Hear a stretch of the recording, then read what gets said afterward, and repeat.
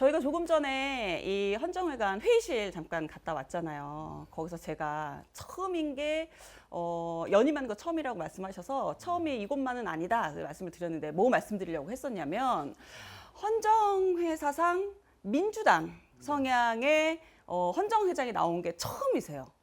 그 아주 처음은 아닌데요. 최근에 처음 한 30년 만에 처음인데요. 옛날에는 이런 의미에서는 뽑혀서 헌정회장이 되는 것은 민주당 출신은 처음입니다. 네, 근데 선출. 옛날 한 25년, 30년 전에 이철승 씨라고 민주당 출신이었는데 되는데 그 양반은 추대했었습니다.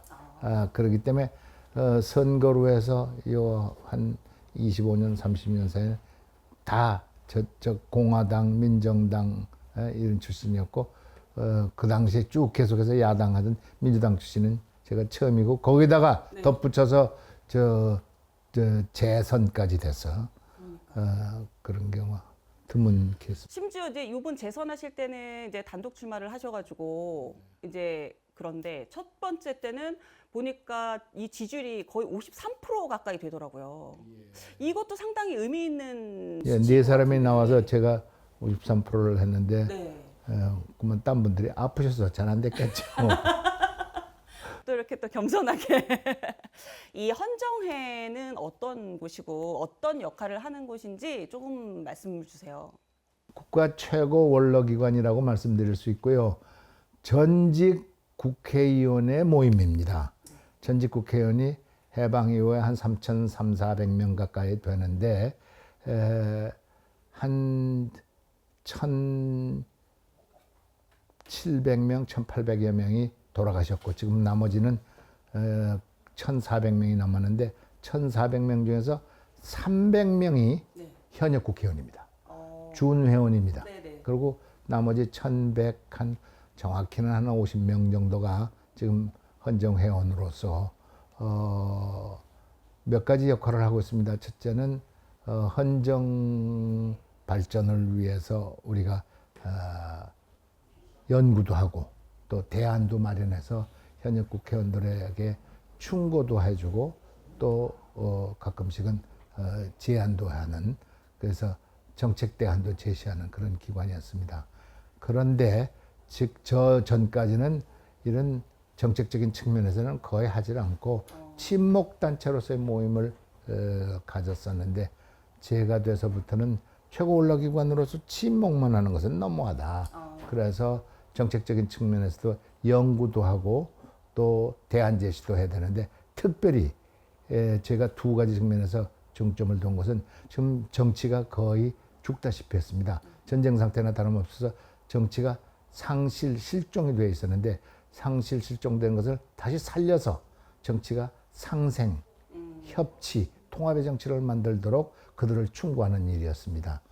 또 하나는 지금 이번 12월 3일 작년 12월 3일 때 사태에서 보듯이 대한민국 헌법이 잘못 이용당하면 제왕적 대통령제로 변할 수 있습니다. 그래서 이런 것을 근원적으로 막기 위해서 헌법을 바꿔서 개헌을 통해서 민주적인 헌법으로 바꿔야 된다. 네. 그래서 개헌 운동을 열심히 지금 벌리고 있고 그 개헌 운동을 현역들이 받아들여서 결국 국회에서 통과돼야 되고 네. 그것이 또 개헌 국민투표까지 연결될 수 있도록 지금 저희들이 노력하고 있고 특별히 지금 대통령 선거 기간 중에 중요 후보들, 중요 당에게 개헌을 추진할 것을 촉구하고 또 그들의 공약으로서 채택할 것을 우리들이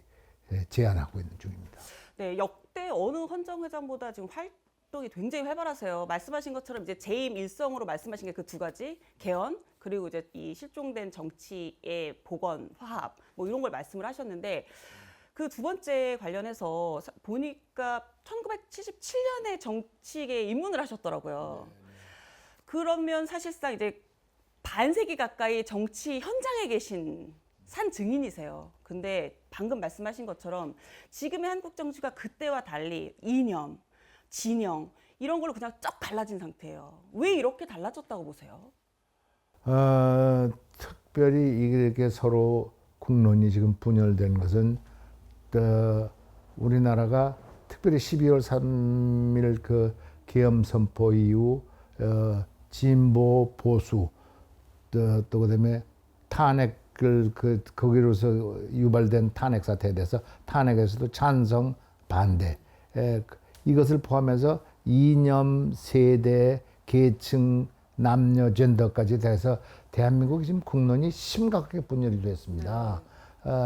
그래서 이 심각하게 분열된 국론을 다시 통합해서 국민 통합을 통해서 뭔가 국론을 다시 모아가고 나라를 발전시키는 좋은 계기가 되도록 저희들이 지금 노력을 하고 있습니다. 12.3 계엄 사태 말씀 주셨는데 윤석열 전 대통령이 12.3 계엄 선포했을 때 이거 듣고 어떤 심정이셨어요? 아이고 이거 대통령께서 판단을 잘못하고 계시는구나 이렇게 생각했습니다. 특별히 계엄 선포라는 것은 우리나라 헌법 77조에 보면 전시 사변 이에 준하는 내란 상태에 있어서 국민에게 특별히 대통령의 권한을 행사할 수 있었는데 이런 여건과 요건이 되지 않는 것을 계엄을 선포하셔서 큰일 났구나. 이걸 통해서 결국 대통령이 잘못되겠다. 소위 탄핵 사태가 될 것을 즉시 저는 예견할 수 있었고 이것과 함께 잘못하다는 형사 사건화 될 수도 있다 이런 생각을 첫 번째 했고요.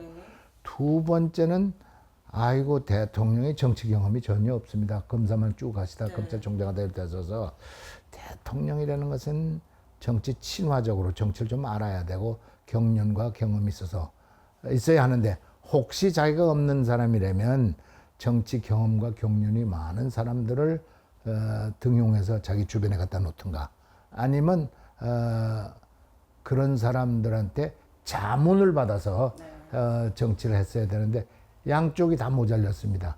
예를 들면 야당 대표였던 우리 이재명 지금 대통령 후보가 됐습니다만은 2년 반 동안에 한 번밖에 만나지도 않았습니다. 이거 여러 번 만나라고 매스컴에서 또 주변에서 권면하고 있었는데 물론 둘 사이가 좋지 않아서 개인적인 친분 관계가 없어서 그랬다는 말도 들었습니다만은 그걸 다 떠나서 한쪽에는 여당 대표고 대통령이고 한쪽에서는 야당 대표면 개인적으로 싫어도 만나서 국가 사안을 서로 논의하고 협의하고 이랬어야 되는데 이걸 한 번도 적당치 않게 서로 얘기만 하고 끝났다고 그러는데 여하간 정치 친화적으로 정치에서부터 너무 동떨어져서 경험이 없어서 이런 사태를 유발할 수밖에 없었구나. 그래서 상당히 걱정했었다 이런.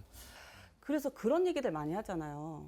정치 경험이 없거나 정치 경험이 부족한 사람이 대통령으로서 나서는 거에 대해서 역대 많은 대통령을 만드시기도 한 역할을 하셨으니까요. 그건 어떻게 보세요? 꼭 정치 경험이 반드시 필요한 것은 뭐 아니겠다고 얘기할 수 있겠으나 필요합니다. 그래도 선거력도 한번 나와보면 국민들과 직접 접촉하고 국민들이 어떻게 생각하는구나 이런 거 되는데 이런 경험이 전혀 없는 분이 나오니까 다시 배워서 정치를 해야 되니까 상당히 시간이 들고 힘이 들고 또 어떤 데는 그거에 적응 못한 케이스 중에 하나가 전임 대통령, 윤 대통령이라고 보여지는데요. 그래서 가능하면 정치 친화적이고 정치 경험 있고 정치 경륜이 쌓인 분이 정치를 그 당시부터 그걸 가서 공부해서 지금 여기 다시 오는 것보다는 그건 기본으로 돼 있고 거기서 그것을 기본을 바탕으로 해서 능력을 발휘할 수 있게끔 하는 것이 더 좋다 이런 생각을 하게 됩니다. 그러니까 뭐 여러 자리가 있으면서 이제 뭐 시행착오도 할 수 있고 이런데 사실은 대통령이라는 자리는 이 국가의 운명이 걸려 있는 자리이기 때문에 학습을 그 자리에서 시작하는 거에 대해서는 조금 문제가 있다는 얘기 때문에 사람이 만능일 수는 없습니다. 그래서 누구든지 다 배워가면서 해야 되나 기본 요건 내지는 기본 여건으로서는 정치를 좀 익숙하게 알고 경험이 있고 경륜이 있는 게 상당히 필요하다는 것은 뭐 특수한 케이스를 빼놓고는 앞으로 정치 지도자 중에서 대표적인 대통령께서는 그런 것을 갖고 시작하는 것이 더 바람직하다. 윤석열 전 대통령이랑 한 30년 동안 이 개인적인 인연이 있으시다고, 각별한 인연이 있으시다고 들었는데 이 출마 윤석열 전 대통령이 대통령 이제 선거 나가겠다 결심하실 때도 혹시 조금 조언을 해주신 게 있나요? 중학교, 고등학교, 대학교 5년씩 후배입니다. 네. 뭘 그때부터 알고 그리고 친형이 한덕수 아니면 이건 한복수가 저하고 같은 학년이고 네. 같은 반이었고 중학교, 고등학교, 대학교까지 그러니까 중고등학교, 대학교까지로 한덕수 총리하고 한덕수 형하고 다 같이 근데 이제 덕수 씨는 상대 다녔고 우리는 법대 네네. 자기 형도 법대인데 세상 떴습니다만은 아주 가까워서 어렸을 때부터 알았죠. 뭐 깊이 뭐 만나서 같이 생활한 건 아닙니다만은 서로 잘 알고 있었고 특별히 탄핵을 받아서 탄핵 심판 중에 서로 연락을 해서 한 2번 만나서 얘기를 나눴습니다. 나눠서 내가 그때 그런 얘기를 했습니다. 이게 세상 대통령 되는 거 내가 지금 한 50년 경험해서 보니까 꼭 하고 싶다고 되는 것도 아니고 꼭 안 하겠다고 그래서 피해지는 것도 아니다. 그건 운명이 그렇게 그쪽으로 가지면 지금 최근에 8 대통령을 노태우부터 존칭생략입니다. 지금 윤석열 대통령까지 8분 보면 꼭 자기가 원해서 꼭 최고로 능력 있는 분이 되는 것이 아닙니다. 제가 보기에는 운이 좀 따라야 되고 운명적으로 차출되는 경우가 꽤 많은데 가만히 있으면 당신이 그럴 가능성이 꽤 높아 보인다. 내가 그렇게 얘기를 했어요. 그래서 처음에도 아이고 형님 저 그런 거 아닙니다. 그러더니 슬슬 변해서 나중엔 결국 정치까지 하고 그 당시에 제가 이런 제안을 했어요. 당신이 이게 헌재에서 기각이 돼서 잘 원상 회복이 되는 경우에는 당신의 능력이 외교 능력이 상당히 미국 대사되고 특출하다. 미국으로 쫓아가서 요새 대단히 우리가 예측 불가능한 트럼프 대통령을 만나서 이 관세 문제를 가서 해결을 먼저 했으면 좋겠다. 그걸 내가 여러 번 권면을 했고 결국 자기는 시간이 없어 못 가고 최상목 경제부총리를 보내서 문제를 해결하는 것을 보았습니다. 여하간 한덕수 총리는 운명적으로 끌려 나올 수밖에 없었고 그 후의 과정이 여러분들이 다 짐작하듯이 그렇게 된 것입니다. 네. 한덕수 총리와의 이제 각별한 인연을 좀 설명을 해주셨는데 윤석열 전 대통령과는 어떤 인연이 있으신 거예요? 윤석열 대통령도 그 독과대학교 17년인가 후배라고 그래서 찾아왔었어요 언젠가. 그런데 왜 찾아왔냐고 그랬더니 언제 찾아오셨어요? 그 몰라 이거 한 25년 30년 됐는데 저 얼굴들이 넓적한 사람들입니다. 그런데 그 검찰청에서 별명이 정대철이래요. 왜 그러냐 그랬더니 얼굴들이 넓적해서 그래서 그거 다요. 그래서 한번 원판을 배우러 왔다 그래서 그 학교 다녔어요. 17년 후배입니다. 그래서 그거 다요. 다. 아이고 나한테 재패 가는 줄 알고 검사가 오면 말이야. 그래서 그날부터 친해서 그날부터 갑자기 나와서 그날부터 막걸리하고 맥주 마셨습니다. 그래서 친해지고 대화해서 쩍하면 윤 검사 나와 뭐 이랬던 기억이 있고 막걸리 마신 적이 아무리 적어도 한 30번은 넘을 겁니다. 1년에 한 번 이상 마셨을 테니까 아니야 한 100번쯤 될 겁니다. 좀 더 말씀하시면 이제 300번이라고 말씀하실 것 같아요. 그래야 아니 그러면 이렇게 개인적으로 막걸리를 한 100번 정도 마실 정도의 사이면 윤석열 전 대통령 국정 운영할 때도 개인적으로 좀 난 정치하리라고는 꿈에도 생각을 못했어요. 내가 정치해서 내가 뭘 어떻게 되니 대통령 후보도 형님이 좀 했으면 좋겠다 그랬지 자기가 대통령 후보는 꿈에도 생각이 갑자기 돼버리더라고요. 그래서 그만 그 세상 운명이 몰라요. 그러니까 그래서 늘 잘 되기를 기원했고 처음에 참 축하해줬고 그런데 마지막 걸 좀 졸업을 좀 잘 못한 것 같아서 마음이 늘 마음에 상해져 있습니다.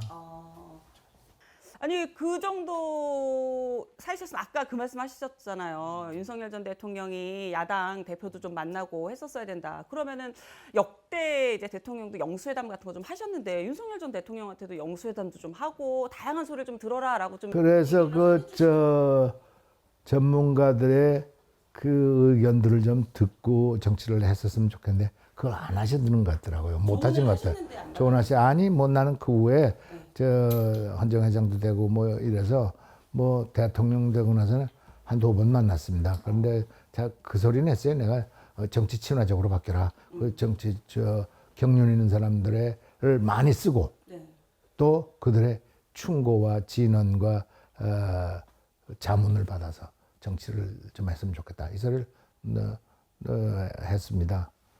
그렇기 때문에 그게 좀 잘 안 받아들여졌던 것 같아요. 그래서 정치 그 비서실장 하는 정진석 실장은 정치 경험이 많았는데 그 밖에는 내각이라든가 총리라든가 이런 양반들이 정치한 사람이 거의 없더라고요. 그래서 좀 답답했습니다. 자기 자신이 정치 경험이 없고 경륜이 없으면 그런 사람들의 도움을 좀 받았어야 되는데 아쉬운 점입니다. 윤석열 전 대통령이 지금 국민의힘 내에서 당적 논란이 지금 상당히 커요. 지금 짐이 되니까 나가달라 이런 뜻이요. 정직하게 얘기하면요. 그런데 예, 과거 대통령들 보면 김영삼 대통령도 당적을 떠났습니다. 그건 이회창 씨가 요구청해서 그런 거고 김대중 대통령도 필요에 의해서 당적을 떠났습니다. 그런 것을 생각한다면 당에서 필요로 하고 지금 당에서 도움이 안 된다고 그러면 스스로든가 권면해서 그 당적이 뭘 그렇게 중요합니까? 그렇게 해주시는 것도 바람직하다 그러면 흔쾌히 해주시는 것도 괜찮을 텐데 그런 생각을 지워버릴 수가 없습니다. 근데 또 국민의힘 내에서 이런 얘기도 있어요. 탈당은 너무 명예로운 거 아니냐. 출당시켜야 된다. 글쎄 거기까지는 뭐 출당인지 탈당인지 그건 그건 자기들 선택에 달라겠지만요. 그것도 다 표를 의식한 것 같습니다만은 또 표도 있지만 사람 간의 관계도 있고 표도 긴 장례를 보고 오는 표, 긴 장례도 30일 후에 거하고 오늘 내내 기분표하고 달라질 테니까요. 그거 저 깊이 생각하십시오. 난 양쪽이 다 있을 수 있는데 출당이냐 탈당이냐 그거 뭐 그렇게 결과적으로 당을 나가시면 큰 차이 없다. 크게 이 어쨌든 윤석열 전 대통령이 당을 나가시는 거에 대해서 대선 판세에 크게 영향은 없을까요? 아니면 어느 정도 조금 있겠죠. 지금 하여간 윤석열 대통령이 짐이 된다 이런 뜻이거든요. 이게 참 안타까운 현실인데 그러니까 의리 지켜서 김문수 후보는 출당 못 시키겠다 이제 그런 말도 어저께인가 그저께 했는데 또 당에서는 또 그 선거 치르는 사람들은 그렇지 않고 그러니까 그건 다 의논해서 결론을 냈으면 좋겠다 이렇게 생각하고 이것도 너무 그냥 이 어떤 중대한 문제지만 또 개인의 명예도 있고 그래서 이걸 잘 슬기롭게 결론 내는 것이 바람직하다 이런 생각이 듭니다. 한덕수 전 총리 이제 개인적 인연 아까 말씀을 잠깐 주셨는데 뭐 헌정회장 하실 때도 어쨌든 아까 조금 전에도 개헌 되게 강한 의지를 보이셨잖아요. 개헌이 필요하다. 그리고 사실은 조기 대선 요 국면에 개헌에서 좀 역할하시는 것도 상당히 좀 하셨었어요. 근데 지금 후보들 중에서는 그나마 개헌에 대해서 굉장히 적극적이었던 한덕수 총리가 사실상 포기 선언을 했단 말이에요. 그런데 이제 한덕수 총리가 정치를 시작하면서 여기 제일 먼저 찾아왔어요. 제일 먼저 두 가지 의미가 있다고 생각하는데 헌정회가 국가 최고 원로기관으로서 원로들한테 막 군대 문자로 하면 신고하고 정치를 시작하겠다. 군대 들어간다는 식으로요. 그런 의미에서 선배들한테 신고한다는 의미가 있을 거고 또 하나는 바로 개헌 이슈입니다. 헌정회에서 우리가 개헌을 적극으로 권면하고 추진하고 있었기 때문에 개헌 의지가 강한 한덕수 후보가 찾아와서 같이 개헌의 뜻을 전달하고 같이 함께 더불어 언젠가는 개헌하겠다는. 그리고 한덕수 후보는 예를 들면요, 지금 분권형 대통령제에다가 자기는 첫 번 임기를 3년 정도로 해서 5년 임기가 됐건 4년 중임제가 됐건 자기는 임기를 좀 줄여가겠다. 네. 그런 것을 제안했었단 말씀입니다. 그래가지고 대단히 그 대통령 되는 사람으로서는 드문 예외적인 그런 제안을 해서 대단히 용하다 그런 생각을 했었는데 그런 뜻을 전달하러 여기 왔었던 기억이 있습니다. 그 한덕수 총리를 지원했던 그 이정현 공동 선대위원장이 김문수 후보에게 뭐라고 얘기를 했냐면 임기 3년 단축해서 개헌하는 방안에 대해서 받아라. 그거에 대해서 입장을 밝혀라라고 얘기를 했는데 김문수 후보가 그걸 받을 거라고 예상을 하세요? 받기를 뭐 약간 개헌 이슈를 지금 세 후보가 지금 나와 있는 당적을 가진 이재명, 김문수, 이준석 네. 그 세 후보들이 지금 개헌 공약이 그렇게 분명치가 않아요. 네. 그래서 좀 걱정이다 이렇게 생각해서 그런 제안을 특별히 했는데 권력이 가까워질수록 권력을 줄이는 개헌에 대해서 팀이에요. 왜 그러는 걸까요, 진짜? 권력이 많을수록 액튼 경이 이런 말을 했습니다. 유명한 학자고 민주주의에서인데 권력은 부패하기 마련이다. 절대 권력은 절대 부패한다. 이걸 다른 말로 하면 권력은 권력을 좋아하기 마련이다. 절대 권력은 절대적으로 권력을 더 많기를 좋아한다. 이런 표현하고 같은 뜻이거든요. 그러니까 권력 줄인다는 것에 대해서 지금 대한민국이 1987년 마지막 개헌을 했는데 그 이후 38년 동안 개헌 못했어. 네. 8대통령이 노태우, 김영삼, 김대중, 노무현, 이명박, 박근혜, 문재인, 윤석열까지 8분이 공약을 하거나 약속을 해놓고 전부 꽁꼬먹은 자리야. 왜? 결과적으로 권력 많은 게 괜찮거든. 편안하거든. 그러니까 민주주의는 좀 뒤로 가고 다 그랬단 말씀입니다. 그래서 과감하게 이번에도 38년 동안 안 된 것을 권력을 줄여서 개헌을 하자고 그렇게 하도록 하고 지금도 대통령 대선 중간인데도 세 후보가 정당을 갖고 있는 세 후보가 이 도리어 요새 여론조사에 제일 높은 분일수록 개헌 의지가 약해. 소극적이다. 네, 제일 낮은 사람이 이준석 씨가 제일 강해. 이건 뭘 얘기하느냐? 이거 똑같아. 안내가 누차 재차 주장한 것이 권력이 가까울수록 권력 많은 것을 좋아한다. 내 눈앞에 이미 그러니까 권력을 아예 딱 차지했으면 네. 권력 많기를 아니 권력이 더 많기를 좋아하는데 줄여 개헌 못해 이런 식이다 말씀입니다.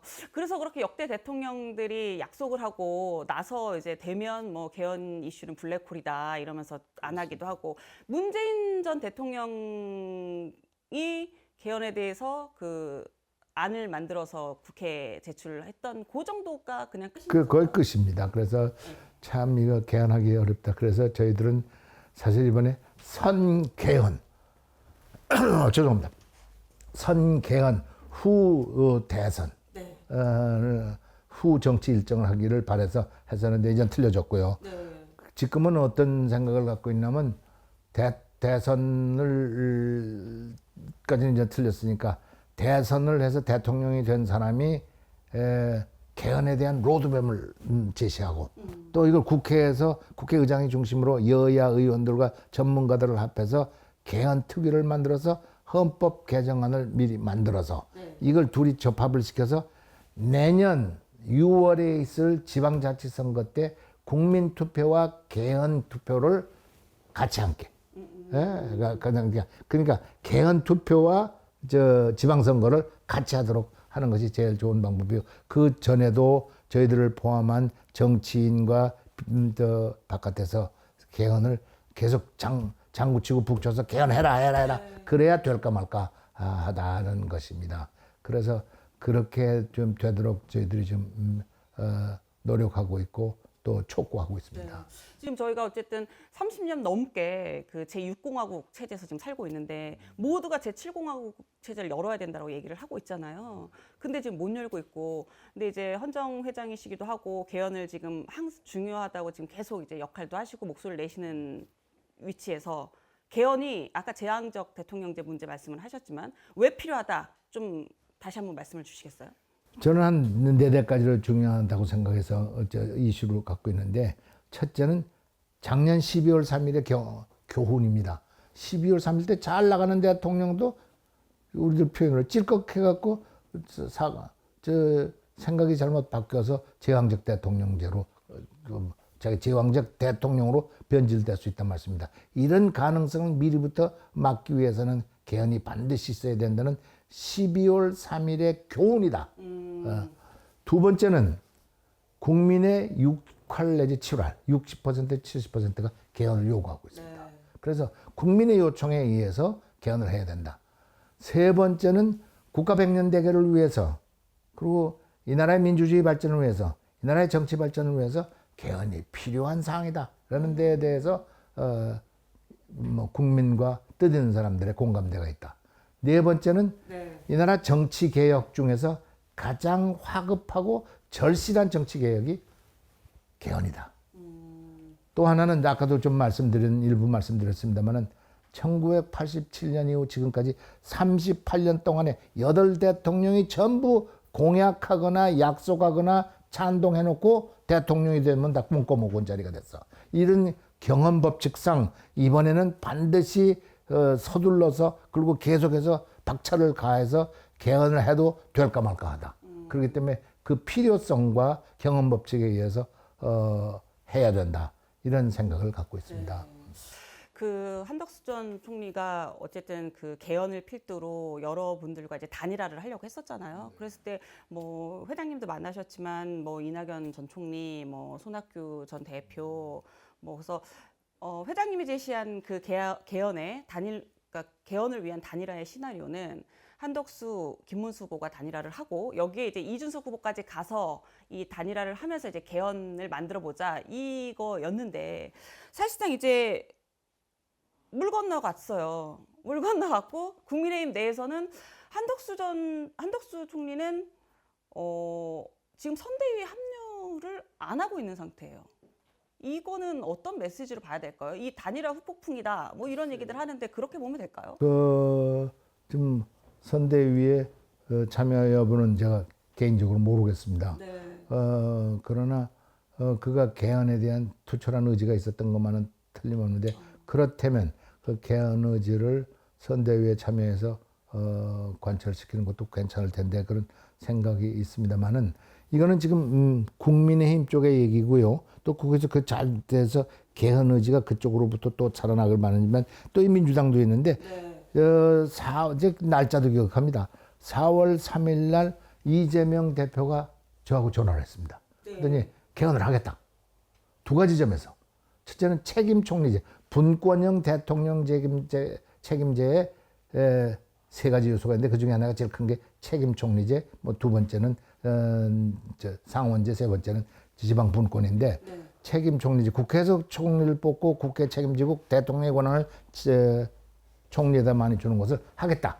두 번째는 요번이 한 번이 아니기 때문에 헌법을 우리나라는 고치기가 어려운 것을 경성헌법이라고 합니다.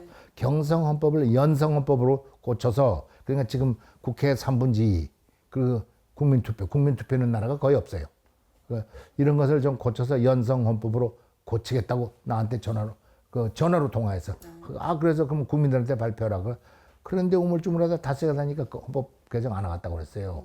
이게 어떻게 된 건가? 그 후에 보니까 또 조금 하겠다고 그러기도 하고 왔다 갔다 해요 지금. 그래서 하여간 다시 한번 얘기합니다만, 권력이 가까워지면 권력 놓을 생각 안 하는 것이 이게 천리다. 하늘의 원칙 같다. 이제 아까 액텐경을 굳이 인용을 안 하더라도, 그래서 이런 때는 국민들이 뜻 있는 사람들이 나서서 하도록 만들어가야 민주주의를 제대로 지켜갈 수 있다. 저는 그렇게 생각합니다. 국민들이 그렇게 하는 데 있어서 약간 이제 그 선봉에서 그 역할을 해주시는 분들이 사실은 정치권에서는 원로 분들이신 거잖아요. 그래서 지금 그 역할을 지금 하시고 계시는 걸로 지금 보이는데 현재까지 이재명 후보가 지지율로 놓고 보면은 뭐 1위예요. 근데 이 이재명 후보가 그러면 개헌에 대해서 저희 이제 6월 3일 선거 전까지 명확하게 좀 입장을 밝혀야 된다고 보세요. 지금 밝히도록 우리들이 촉구할 작정입니다. 지금 저 좀 움직임 헌정회에서 네. 지금 3당에게 저 개헌 약속을 해라. 그리고 개헌 프로그램을 국민들한테 밝혀라라고 지금 촉구 중에 있습니다. 지금 우리가 성명도 내고 각 당을 지금 쫓아가서 당신들의 개헌 프로그램이 뭐냐, 개헌 절차가 뭐냐, 언제 하겠느냐 이걸 지금 그래서 아주 성가시하는데 이 개별적으로 이제 물밑 접촉을 그럼 3당과 계속 하시는 거예요? 하고 지금 며칠 전부터 시작을 해서 물론 그 공개적으로는 벌써 얘기를 여러 번 했습니다. 그런데 그렇죠. 그 지금 구체적으로 3당과 물밑에서 당신 개헌 절차가 뭐냐 그러는데 그래서 저 이준석 대표 같은 사람은 그 프로그램이 있다라고까지 우리한테 얘기했어요. 그리고 어디 가서 발표를 하겠다고 그래서 아직 내용은 못 봤습니다. 네. 그리고 뭐 약간 알려졌습니다만은 그리고 김문수 후보도 좀 그런다는 말이 있고 이재명 후보와 민주당도 개헌에 대해서 우리가 왜 흥미가 없느냐 여기까지는 왔어. 그런데 구체적으로 어떻게 하겠다 이런 게 없어서 지금 아직 오늘이 15일인가요? 아직 그럼 18일이나 남았는데 19일이나 남았는데 자꾸 촉구하고 몰아붙이면 개헌 프로그램이 나오지 않겠는가. 저는 그렇게 낙관적으로 생각합니다. 예. 이재명 후보가 대선 주자로서 생각하시기에는 강점은 뭐고 약점은 뭐라고 보세요? 강점이라는 것은 국민 지지가 지금 제일 높다는 게 네. 강점이죠. 그것도 당원 지지가 거의 90%로 당선된 건 저는 이런 것도 제가 민주당을 해봤습니다. 민주당 네. 대표까지 했습니다만 처음이고 그의 실천력과 유연적인 아주 부드러운 입장 바꿀 수 있는 이런 것이 굉장히 장점이고 네 번째는 그 추진력입니다. 추진력이 예를 들면 그가 성남시장을 두 번째 할 때 그 나중에 평가를 보니까 공약 이행률이 94.6%라고 그래. 이건 굉장히 높으면서 이런 좋은 점이 있다. 단점으로서는 지금 민주당이 1956년 창당 이래 비주류가 없어졌어. 네. 다른 생각을 할 수 있는 다원적인 정당이 아니라 그냥 천편일적으로 다 개혁의 딸들밖에 없고 다른 목소리를 낼 수 없는 그런 다양한 민주당으로 안 돼서 이것이 단점으로 되어 있고 그게 왜 이렇게 됐냐면 그의 약간의 독단적인 성격이 이거를 이렇게 유도하지 않았나 이런 생각이 들고요. 세 번째는 흔히 알려진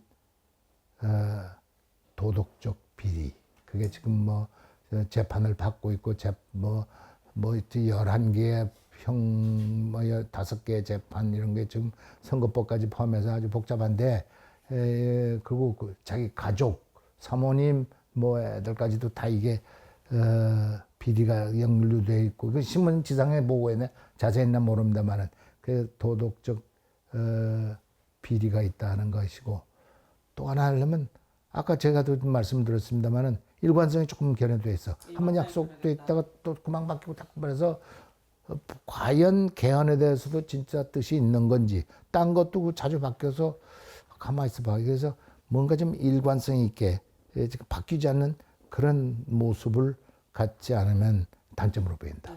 이런 생각이 듭니다. 민주당 대표까지 하셨으니까 근데 민주당에 비주류가 없다라는 거는 지금 부인할 사람이 없는 것 같아요. 근데 이제 민주당의 지금의 이제 주류와 의원들은 이게 그냥 우리 당심이다. 그리고 이게 다른 목소리가 안 나오는 거지 이거를 우리가 강압적으로 이렇게 하는 건 아니다라고 얘기를 하는데 천만의 말씀이에요. 그거 다 마감나서 그렇죠. 1956년에 해공 신익희 선생, 유석 조병옥 박사가 만들고 나서 지금까지 비주류 없는 건 처음이에요. 그건 심각하게 생각해야 됩니다. 없도록 만들어진 거지 저절로 없어진 게 아니에요. 자기하고 대결하던 뭐 이름까지 이낙연의 부대들이 절반쯤 됐었는데 그게 다 없어졌다고요. 왜 없어졌겠어요? 설명 안 드리겠습니다. 그래서 이게 독단적이고 독선적으로 돼서 이렇게 당을 끌고 가면 안 되십니다. 그래서 민주적으로 그 다른 생각을 갖고 있는 것이 민주주의 기본 원칙이 서로 다를 수 있고 달라야 한다. 영어로 죄송합니다만 agree to disagree. 다르다는 것을 인정하는 범위 내에서 민주주의 기본 원칙이 살아나야 되거든요. 이것을 이해하고 인정하는 정당이 되려는데 이게 굉장히 부족해. 그 민주당이 서로 다원화된 정당으로 빨리 복구돼야 된다. 이렇게 저는 확신하고 있습니다. 민주당이 이 다원화된 정당이 되려면 지도부의 역할이 중요하다. 그러니까 다름을 틀림으로 보지 않고 다름을 인정하면서 그 룸을 좀 만들어주는 게 필요하다. 이 말씀이신 건가요? 그거 제일 중요한 거예요. 당수가 제일 중요한 겁니다. 대통령 후보가 제일 중요한 겁니다. 그걸 인정 안 하고 인정 안 하도록 만들어 놨기 때문에 여기까지 온 거죠. 그 저절로 없어졌겠어요? 그렇습니다. 그건 뭐 긴 설명을 드리지 않겠습니다. 네. 지금 이재명 대표를 국민의힘에서 이기려면요. 결국은 뭐 현재로서는 단일화에 조금 그래도 기대를 걸어야 되는데 김대중 대통령, 김대중, 그다음 노무현, 정몽준 후보, 선대위원장 모두 하셨잖아요. 그리고 이제 그 한덕수 후보 총리 이제 출마할 때도 노무현, 정몽준 프레임으로 가야 된다. 이렇게 이제 제안을 하셨는데 왜 그때와 지금은 차이가 있는 걸까요? 그때 차이는요.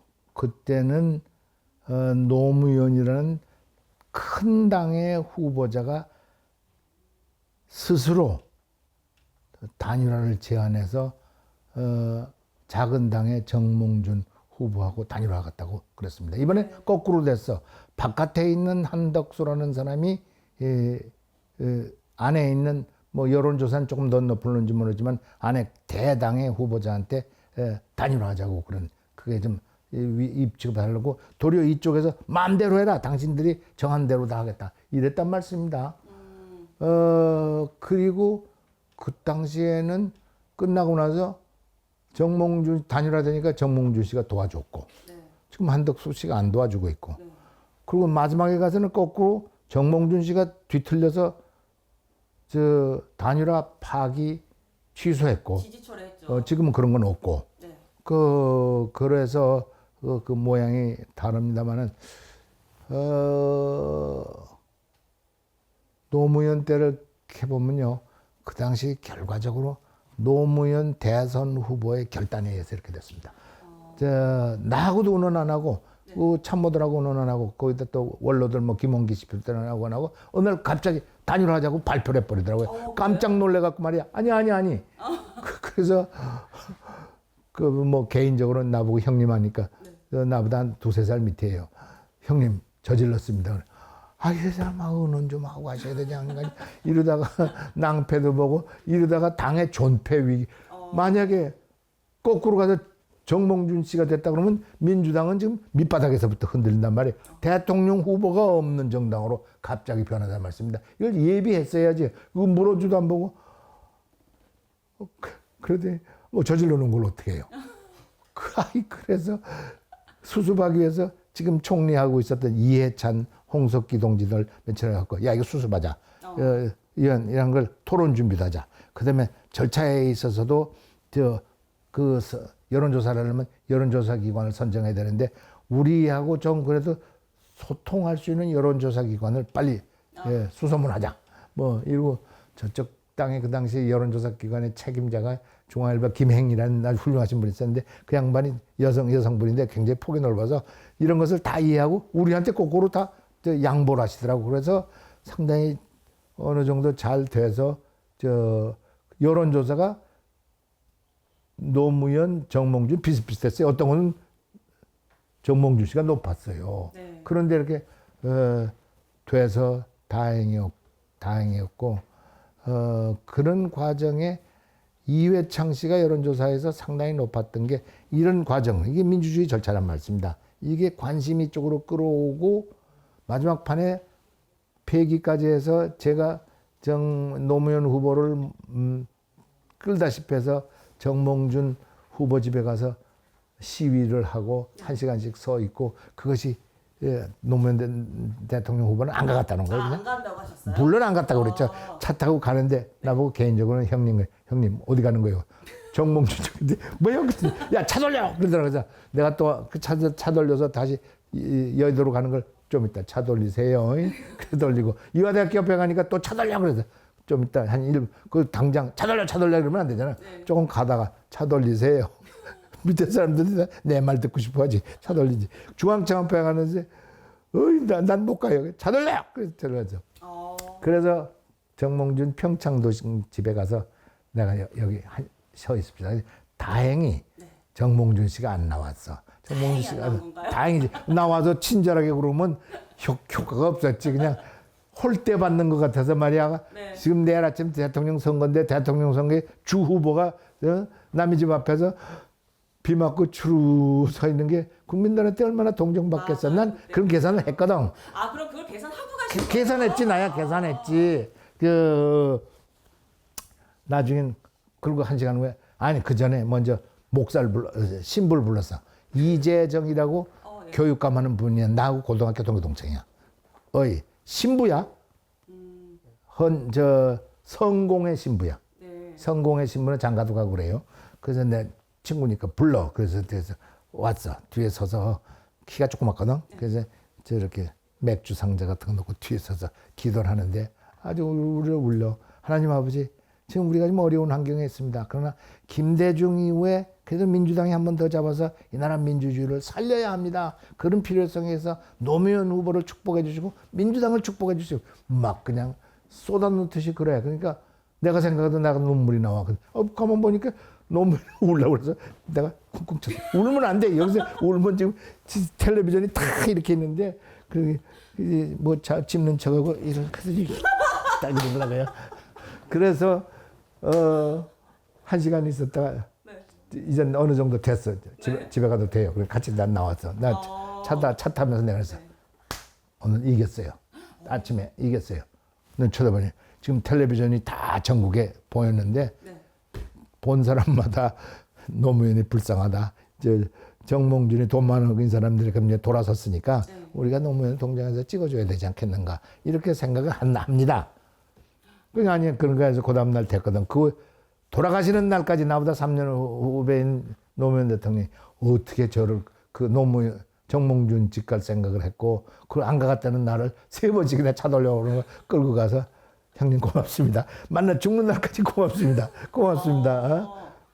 근데 나는 그냥 직감으로 그렇게 한 거야. 그냥 그러면 동정 살 것 같고 그렇게 될 거고. 근데 다행인 거는 정몽준 씨가 안 나왔어. 안 나와서 홀대 받아서 당선된 거야.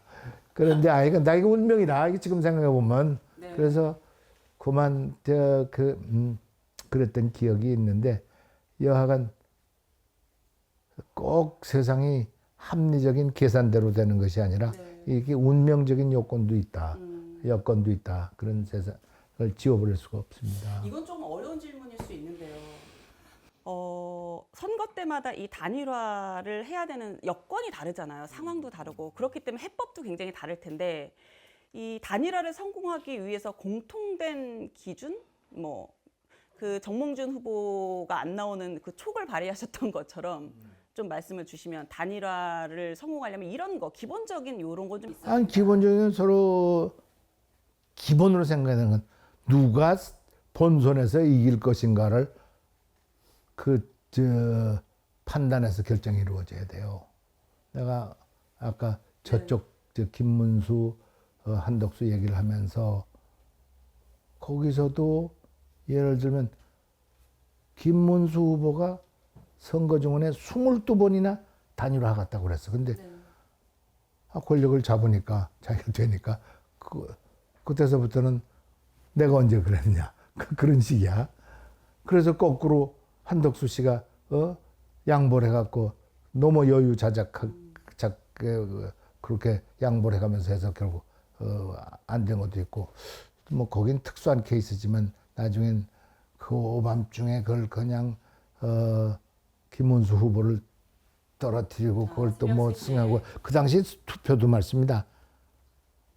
한덕수가 높으냐 김문수가 높으냐 이렇게 투표를 해야 누가 좋은 건 줄 아는데 한덕수가 가능성이 있는 사람이냐? 50% 넘는 거냐? 뭐 이렇게 인증으로 김문수 이름을 뺐죠.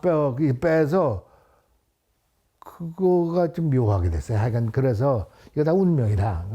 다 그때 그거는 절차적 정당, 그러니까 당의 민주적 절차에 좀 결함이 있다고 보세요? 물론 그 당시에 제일 중요한 게 그 당시에 쟁점화되는 것이 역선택 여부였습니다. 역선택이라는 것은 그 국민의힘 쪽으로 하면 민주당 지지층이 제일 약한 후보를 선택을 해서 민주당 후보를 유리하게 만드는 것이 역선택이란 말씀입니다. 그러니까 쉽게 얘기해서 이재명과 민주당이 누가 약할 것인가를 선택해야 되는 것은 국민의힘 쪽으로 우선은 있어서는 안 될 얘기거든. 그래서 역선택을 제외해야 됩니다. 그래서 민주당 후보, 아니 민주당 지지자들은 빼야 정확합니다. 국민의힘 지지자와 무당층만. 무당층만 해야 됩니다. 그걸 끝까지 안 하더라고. 그게 정당치 않은 거죠. 적당치 않은. 그럼 그게 김문수 후보 쪽뿐만 아니라 전체를 봐서도 역선택 가능성은 막아야지. 역선택이라는 것은 국민의힘 망하게 하는 선택을 역선택이라고 그런 거 아닙니까? 결과적으로 국민의힘의 약한 후보를 만들겠다는 뜻이니까. 그래서 그거를 한 중간에 이걸 다 일일이 중결합되다. 역선택 그 당시에 보셨겠습니다만은 결국 역선택을 하지 못하고 하는 게 아니라 역선택 할 수 있는 것으로 주장하는 쪽으로 가고 그것도 나중에 다 흐지부지해서 딴 것으로 되고 말았는데 언제나 공정하게 해야 된다. 그런 생각을 지워버릴 수가 없습니다. 그 김문수 배 쪽에서 역선택 그 방지 조항을 빼는 거에 대해서 반대를 했었는데 그러면 사실상 22번 단일화를 하겠다고 했지만 속내는 그렇지 않았다고 보세요? 그때 빼는 것 같지. 그때는 하겠다고 그랬을 거예요. 경선 기간에 하려고 하고 했는데 그 후보 되니까 하고 싶거든. 네. 그러니까 좀 우물우물한 거지. 그래서 인간이니까. 그럼 김문수 후보는 아까 저희가 이재명 후보를 여쭤봐서 지금 묻는데 김문수 후보는 그 대선 주자로서 강점과 약점 뭐가 있을까요? 나 김문수 후보는 사실 자세히 몰라요. 그러나 네. 그게 옛날에는 서울대학교 후배라고 그러는데 굉장히 강한 진보론자였어요. 심지어는 하여간 좌파 중에서도 좌파라고 그랬었는데 돌아서서 온건 보수파로 됐다. 난 이것도 학생 때는 그랬지만 현실 정치에 들어왔으니 바꾸는 걸 도리어 괜찮게 생각한다. 학생 때는 극렬 좌파였지만 온건 보수로 돌아선 거에 대해서 나는 높이 평가한다. 그리고 그 청렴한 지금 집도 조그만 집에서 살고 있다는 소리를 들었고 또 말을 일관성 있게 늘 한다. 그런 얘기를 특별히 노동 문제에 대해서 일관성 있게 얘기한다. 그런데 혹시 단점이 있다면 나는 극우 보수 쪽에 하던 모 목사님하고 소위 말하는 광장에 거기서 같이 정당을 했습니다. 네. 그래서 그건 바람직하지 않은 쪽에 가서 아주 극우 보수였거든요. 나 여기서 이름은 바뀌지 않겠습니다만 그 판단을 좋게 한 것 같지 않다. 그런 생각을 지워버릴 수가 없습니다. 모 국민의힘 의원께서 지금 말씀하신 것처럼 국민의힘의 전광훈 목사는 계륵과 같다 이렇게 얘기를 하더라고요. 근데 김문수 후보가 이번 대선을 치르는 데 있어서 전광훈 목사 측과의 관계 설정을 어떻게 해야 될까요, 그러면? 난 그건 모르겠어요. 그건 모르는데 거긴 탈당했겠죠, 물론. 탈당할 거지만 뭐 이런까지 나오시면 전광훈 목사의 지금 아직 광장에서 태극기 부대를 지휘하고 계시는데 그것도 하나의 주장이다라고 얘기하시겠지만 지금 기독교 단체에서는 그를 목사 자격도 박탈시켰습니다. 네. 그랬더니 한기총이라는 데 회장까지 지냈습니다. 그런데도 기독교 일반 단체에서 그런 목사 자격을 파직을 했었는데 자기가 종파를 하나 만들고 그 종파에 다시 목사를 새로 임명을 했습니다. 그럴 정도로 극단적인 분이에요. 근데 지금도 광화문에 하고 계신데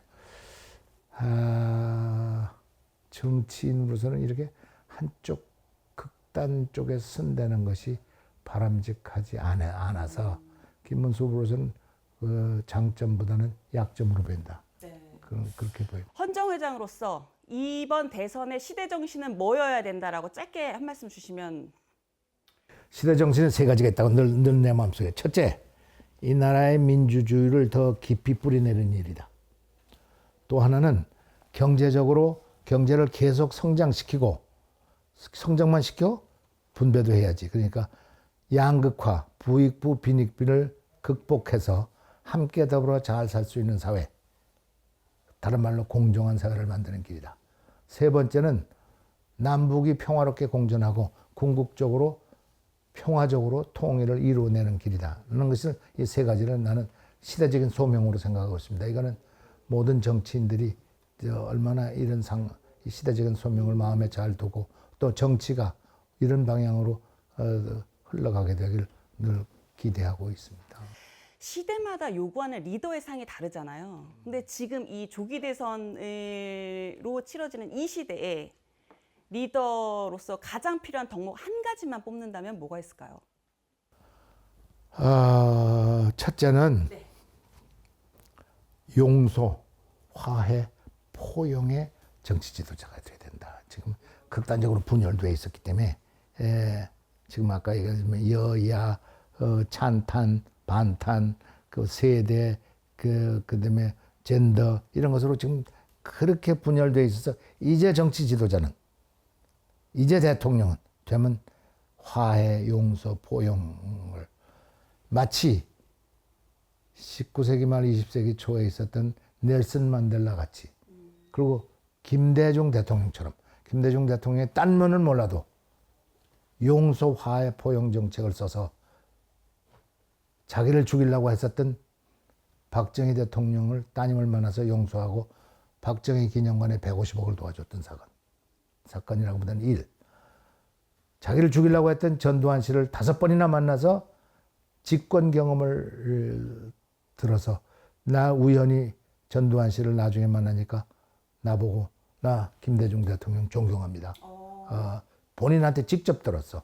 자기를 용서하고 자기한테 직권 경험 들었는데 김대중 대통령이 좋고 나쁜 점 여러 가지 있겠습니다만은 난 이 용서, 포용, 화해의 김대중 대통령, 용서, 화해, 포용의 넬슨 만델라는 진심으로 존경하고 그런 대통령이 좀 특별히 이렇게 분열된 상황에선 나오기를 고대하고 희망합니다.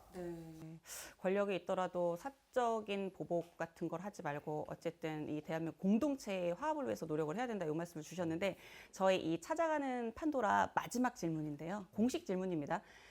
이 시대 국민들에게 들려주고 싶은 노래가 있다면 뭘 추천해 주실까요? 이 시대 노래 갑자기 아이고 내가 나는 팝송을 좋아했는데 지금 팝송이 영어 노래가 돼서 별로 또 이제 샌프란시스코를 떠나면서 I left my heart in San Francisco를 오래전부터 좋아했고 샌프란시스코에 가서 공부도 했고 그랬습니다. 그래서 그 팝송을 늘 좋아합니다. 거기서 박사과정 하신 거예요? 아닙니다. 그 샌프란시스코에서는 그 스탠포드에 가서 교환 교수를 갖고 박사는 미조리에서 했습니다. 유니버시티 미조리에서 정치학으로 박사했습니다. 그럼 그 노래 한번 한 소절만 살짝. I left my heart in San Francisco. 라라리 라라리. 와, 저희 스태프들이 다 박수를 치네요. 오늘 감사합니다.